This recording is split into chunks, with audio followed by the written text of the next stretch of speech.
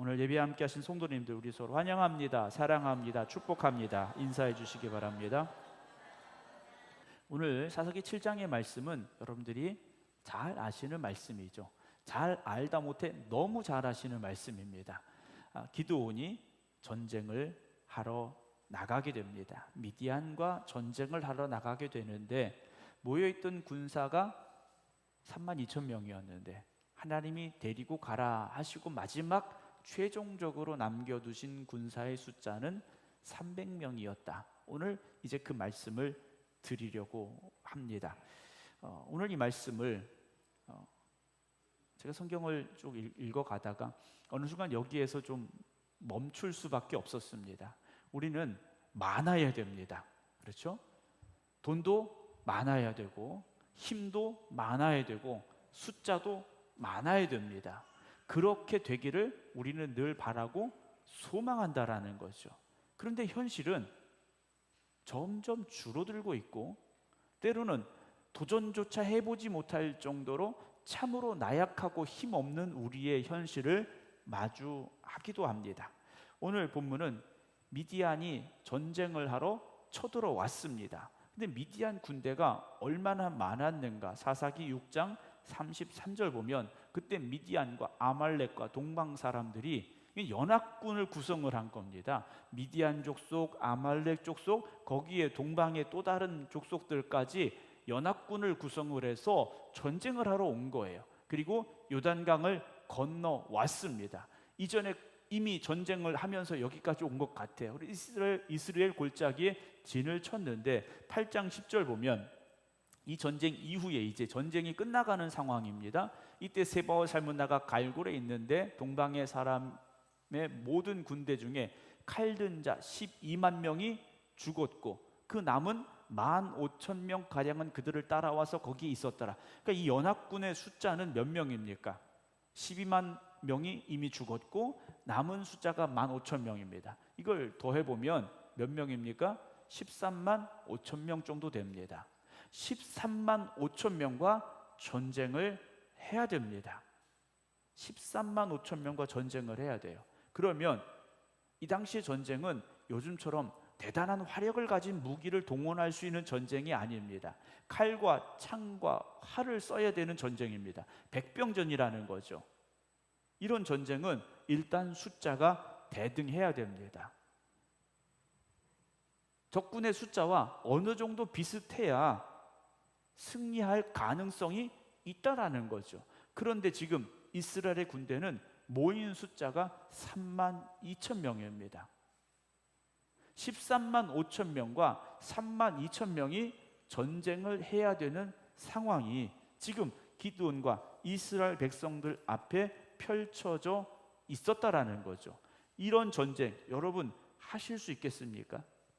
이런 싸움을 여러분 할 수 있으시겠느냐라는 거예요. 6장 34절 봅니다. 여호와의 영이 기드온에게 임하시니 하나님의 영이 기드온에게 임하셨어요. 그리고 기드온이 나팔을 불었습니다. 그리고 군대가 모였습니다. 여러분 이 전쟁은 하나님께서 함께 하시는 전쟁입니다. 그럼 우리는 이미 성경을 많이 읽었고 아멘 안 하시는 거 보니까 더 열심히 읽으시기 바랍니다. 많은 말씀을 들었지 않습니까? 그럼 이 정도 되면 이 전쟁은 당연히 이길 수밖에 없는 전쟁이죠. 그렇죠? 당연히 이길 수밖에 없는 전쟁이에요. 하나님이 개입하신 거지 않습니까? 전쟁에 하나님이 들어오신 거예요. 그럼 이 전쟁은 하나님이 당연히 이기시는 전쟁입니다. 왜냐? 전쟁은 하나님의 손에 달려있기 때문이죠. 근데 문제는 오늘 2절입니다. 여호와께서 기드온에게 이르시되 너를 따르는 백성이 너무 많은즉. 자, 이 말씀을 조금 더 우리가 풀어서 봐야 됩니다. 하나님께서 기드온에게 말씀하셔요. 누구를 따르는 겁니까? 기드온을 따르고 있다라는 거죠. 사람을 보고 여기 모여든 사람들이 있다라는 겁니다.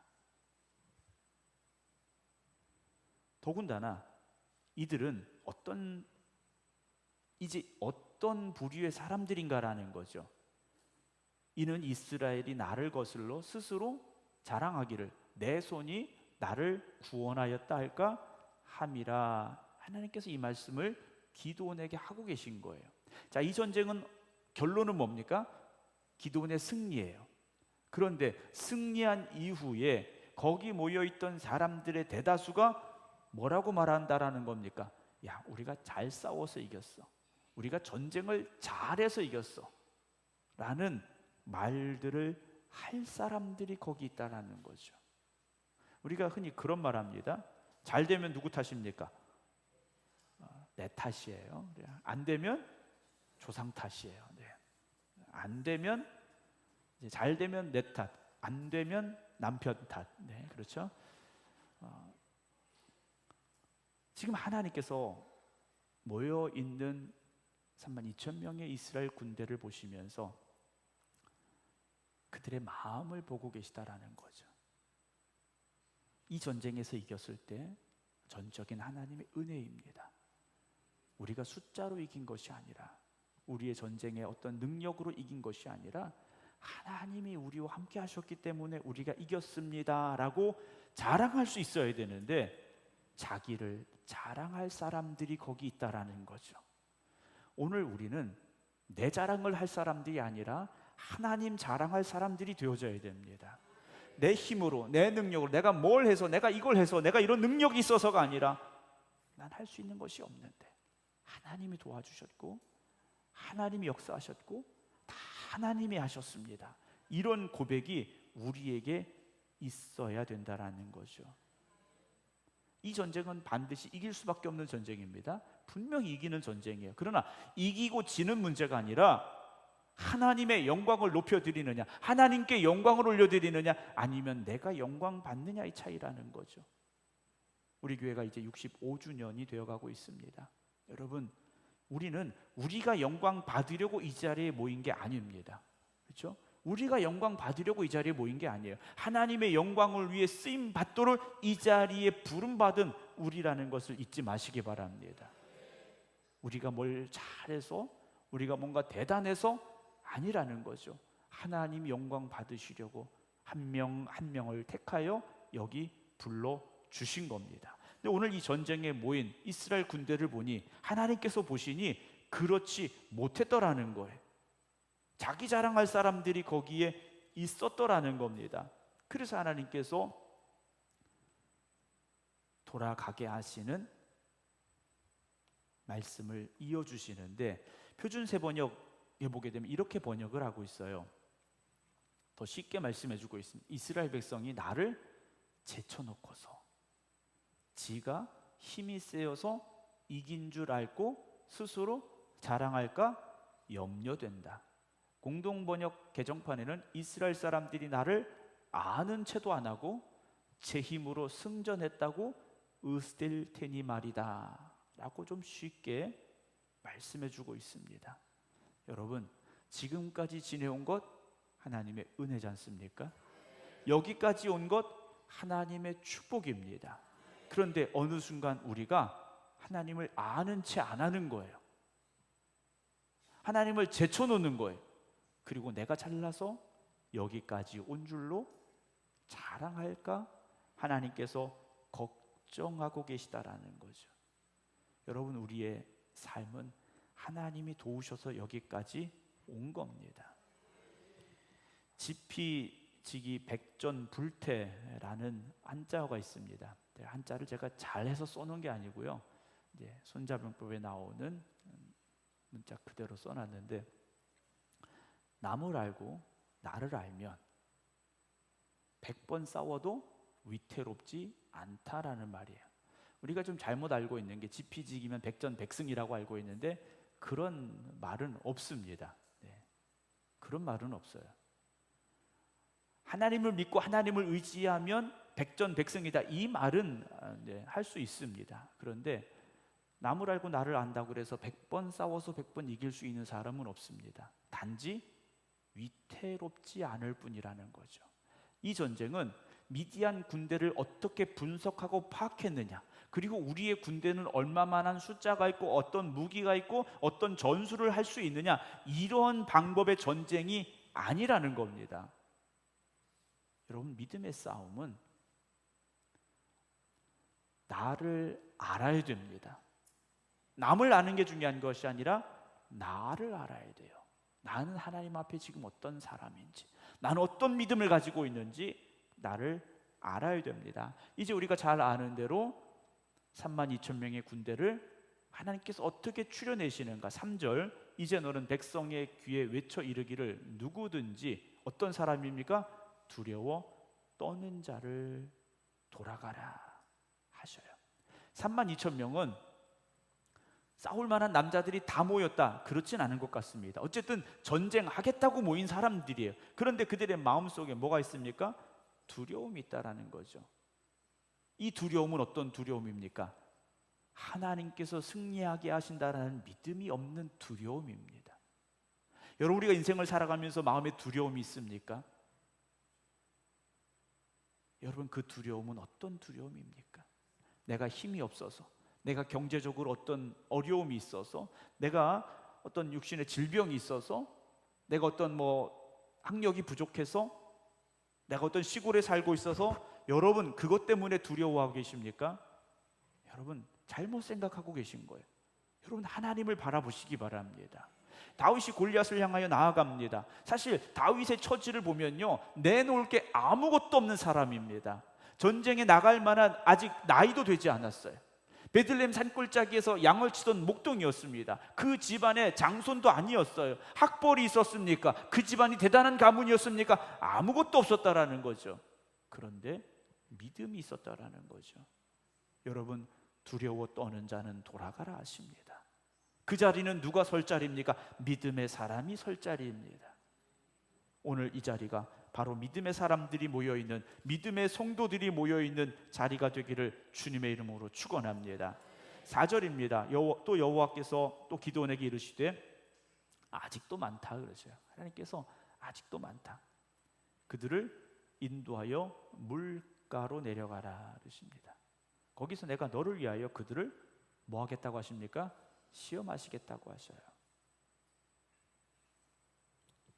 이 시험은 단순한 시험입니다. 물가로 내려가서 물을 마시는 시험이에요. 그런데 그 물 마시는 사람들 가운데 하나님이 데리고 가실 사람과 집으로 가야 될 사람들이 나누어지게 된다라는 거죠.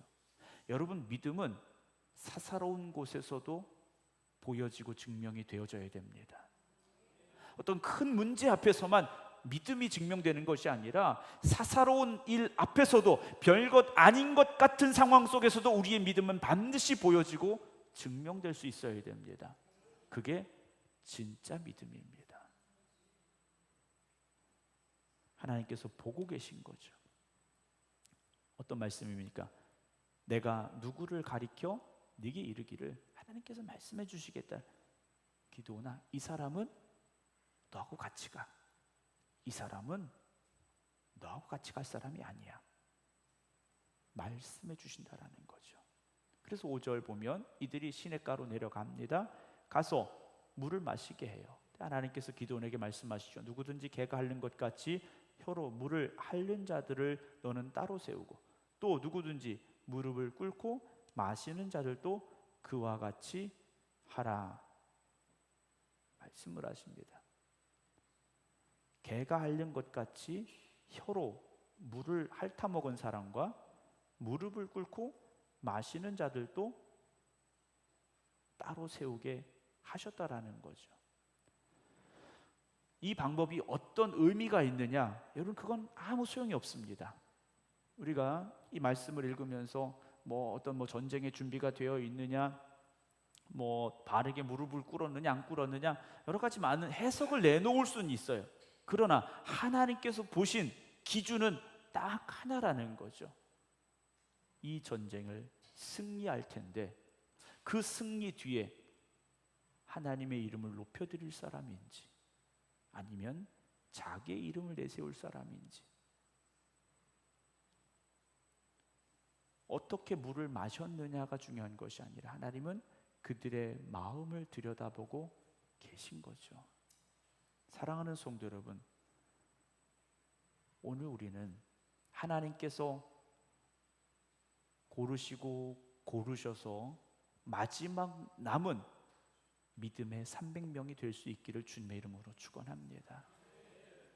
그냥 모여서 숫자 300명이 아니라 정말 세상 가운데서 하나님께서 고르시고 선택하시고 추려서 모은 진짜 믿음의 300명, 그 300명이 오늘 저와 여러분들이 되어져야 됩니다. 7절 봅니다. 여호와께서 기도원에게 이르실 때 내가 이 물을 핥아먹은 300명으로 너희를 구원하며 미디안을 네 손에 넘겨주리니 남은 백성은 자기 집으로 가라 그러셔요. 그래서 8절 이에 백성이 양식과 나팔을 손에 든지라. 이들은 전쟁터로 나갈 이들이죠. 기드온이 이스라엘 모든 백성을 각각 그의 장막으로 돌려보내고 그 300명은 머물게 아니라 미디안 진영은 그 아래 골짜기 가운데 있었더라 라고 하나님께서 300명을 추려내신 과정의 마지막 부분을 우리에게 이렇게 설명해 주고 있어요. 그런데 그 밑에 맨 밑에 되어 있는 말씀은 뭡니까? 미디안 진영은 그 아래 골짜기 가운데 있었더라 라고 되어 있어요. 여러분 이 말씀을 한번 상상을 해보시기 바랍니다. 하나님이 300명을 추려서 기드온과 함께 전쟁을 위하여 준비하게 하셨어요. 그런데 미디안 진영은 어디 있습니까? 저 아래 골짜기 가운데 있었더라 그래요. 발 밑에 보였다라는 거죠. 여러분 이 전쟁은 이미 그들을 발 밑에 기드온과 300명의 군사 발 아래 두게 하셨다라는 거죠. 여러분 이런 전쟁 이기겠습니까? 지겠습니까? 당연히 이기죠. 하나님이 도와주시고 하나님이 역사하시는 전쟁, 적군을 발밑에 내려다보게 하시는 하나님이세요. 그런데 9절 보면 그 밤에 여호와께서 기드온에게 이르시되 진영으로 내려가라 내가 그것을 네 손에 넘겨주었다. 하나님께서 분명히 선언을 하십니다. 이 전쟁 이제 시작하면 이기는 전쟁이에요. 그런데 기드온은 어떤 사람이었느냐? 의심이 많은 사람입니다. 우리가 말씀을 읽어보셨겠습니다만 이 일 이전에 어떤 일이 있었습니까? 기드온이요 하나님의 부르심 앞에서 확인을 해요. 어떤 확인을 합니까? 양털 한 뭉치를 하나님 내가 타작마당에 두겠는데 밤에 이슬이 내리면 이슬이 양털에만 있게 해주세요. 하나님 앞에 요청을 해요. 하나님이 그래? 그럼 그렇게 해주마 하셨어요. 근데 기드온이요 그 다음날 또다시 뭐라고 말합니까? 하나님 이번엔 반대로 해주세요. 양털에는 이슬이 없고 땅에만 이슬이 있게 해주세요. 하나님께서 어떻게 하십니까? 그대로 해주셨어요. 기드온은 의심도 많고 걱정도 많고 두려움도 많은 사람이었어요. 그런데 하나님께서 이제 300명을 추려서 나가자 이기게 하시겠다 하셨는데 기드온은 여전히 뭐합니까? 10절 11절 봅니다. 만일 네가 내려가기를 두려워하거든 그래요. 여러분 우리가 믿음의 자리에 섰다고 하지만 여전히 우리의 마음속에 뭐가 있습니까? 두려움이 있어요. 걱정도 있고요. 여러분 내 마음에 두려움이 있고 걱정이 있다고 나 믿음이 없나 봐. 여러분 그게 자책하지는 마시기 바랍니다. 저도 걱정할 때 있고요. 네, 저도 두려워할 때 있습니다. 그 기드온에게 하나님께서 하신 말씀 뭡니까? 네 부하 브라와 함께 내려가봐. 그들이 하는 말을 들을 거다라고 말씀하셔요. 그들이 하는 말을 들을 거다. 그러면 그 후에 네 손이 강해질 거야. 네가 담대해질 것이다 라고 말씀을 하십니다. 12절 가봤어요. 그랬더니 미디안과 아말렉과 동방의 모든 사람들이 골짜기 누워 자고 있는데 메뚜기의 많은 수와 같고 그들의 낙타의 수가 많아 해변의 모래 같이 많았다 그랬습니다. 그 수많은 적군이 있는 자리까지 가게 되는데 13절 기드온이 어쨌든 거기까지 갔어요. 어떤 사람이 이제 적군이죠. 미디안 군대입니다. 친구에게 꿈을 말하는데 내가 한 꿈을 꿨어 그래요. 그러니까 이 꿈은 전날 꾼 꿈이겠죠. 전날 꾼 꿈을 말하는데 꿈에 보리떡 한 덩어리가 미디안 진영으로 우리 군대에게 굴러 들어왔어. 보리떡이 굴러 들어왔다라는 겁니다. 근데 한 장막에 이르러 보리떡이 장막을 쳐서 무너뜨렸어. 위쪽으로 엎으니 그 장막이 쓰러지더라 그러는 거예요. 야, 보리떡 하나가 어떻게 굴러와서 장막을 쓰러뜨렸지? 내가 참 이상한 꿈을 꿨다라고 말합니다. 그랬더니 14절 친구가 이렇게 말하죠. 야, 이스라엘 사람 요아스의 아들 기드온의 칼이야. 아니, 분명히 꿈을 꾼 사람은 보리떡이었는데, 보리떡은요 어떤 의미냐? 별 볼 일 없는 음식입니다. 아주 하찮은 음식이에요. 그런데 이 꿈을 해석하는 다른 친구는 이건 기드온의 칼이라 그래요. 여러분, 우리가 우리 보기에는 보리떡 같을 수 있습니다. 그래서 걱정도 하고 두려움도 있고 염려도 하고 하는 거예요. 그런데 하나님이 미디안과 그 모든 진영을 그의 손에 넘겨 주셨다라는 해석을 합니다. 여러분, 우리가 스스로 보기에는 보리떡 같을지라도 하나님이 우리를 붙잡아 주시면 하나님의 칼이 될 줄로 믿으시기 바랍니다. 우리 교회가 뭐 생각에서는 그래도 좀 큰 교회라고 말할 수 있지만, 여러분 대도시에 가보면 큰 교회 엄청 많습니다. 3,000명, 5,000명 모이는 교회는 큰 교회도 아니에요. 그분들이 그러시더라고요. 예전에 인천에 있는 어떤 권사님 만나서 얘기하는데, 조그만 교회도 아니에요 그러시는데 몇 명 모이는데 5,000명 모여요 그러셨어요. 뭐 10,000명, 20,000명, 30,000명 돼야 그래도 좀 교회가 크구나, 이렇게 얘기들을 합니다. 우리가 스스로 보기에 우리는 별거 아닐 수 있어. 야, 우리가 뭘 할 수 있어? 교회는 65년 됐다는데 우리가 뭘 할 수 있을까 생각할 수 있어요. 그런데 하나님이 역사하시고 하나님이 붙잡아 주시고 하나님이 우리를 사용하시면 여러분 못할 일이 없습니다. 안 될 일이 없다라는 거죠. 여러분, 믿음으로 다시 주님 앞에 나아갈 수 있는 저와 여러분들이 되기를 주님의 이름으로 축원합니다. 우리 눈앞에 보여지는 현실은 기드온과 군대가 보았던 수많은 미디안의 군대와 같은 우리가 감당할 수 없는 현실일 수 있습니다. 그러나 하나님의 손에 붙잡히면, 하나님이 역사하시면 하나님의 칼이 되는 겁니다. 이제부터는 내가 손에 쥐고 있는 현실적인 것의 싸움이 아니라 믿음의 싸움이라는 것을 잊지 마시기 바랍니다. 여러분, 영적으로 더욱더 강건해지시기 바랍니다. 하나님은 이미 우리를 쓰시겠다고 추려내신 겁니다. 하나님께서 고르시고 고르셔서 모인 여러분들입니다. 이제는 걱정과 염려함이 아니라 내가 뭘 할 수 있을까라는 절망과 좌절이 아니라 하나님이 나를 쓰신다고 하시니, 하나님 기왕 쓰시려면 우리를 좀 멋지게 사용하여 주시옵소서. 그런 큰 꿈을 가질 수 있기를 주님의 이름으로 축원합니다. 교회는 숫자로 평가될 수 있는 곳이 아니지 않습니까? 사람의 숫자, 어떤 재정의 결산의 숫자, 이걸로 교회를 평가할 수 없습니다. 하나님이 역사하시고 하나님의 붙잡혀 있는 믿음의 사람들이 얼마인가가 중요한 것이지, 여러분 다른 건 의미 없습니다. 사랑하는 성도 여러분, 비록 생극이라는 작은 면에 있는 우리 교회지만 하나님께서 지금까지 인도하셨고 은혜로 여기까지 함께 하셨습니다. 앞으로 이제 나아가는 길은 우리가 하나님 앞에 더욱더 크게 쓰임받고 하나님의 영광을 높여 드려야 되는 길임을 잊지 마시고 우리 함께 믿음의 길에 함께 할 수 있는, 그래서 하나님께 영광을 올려드릴 수 있는 우리 생극교회 되어지기를 주님의 이름으로 축원합니다. 기도하겠습니다.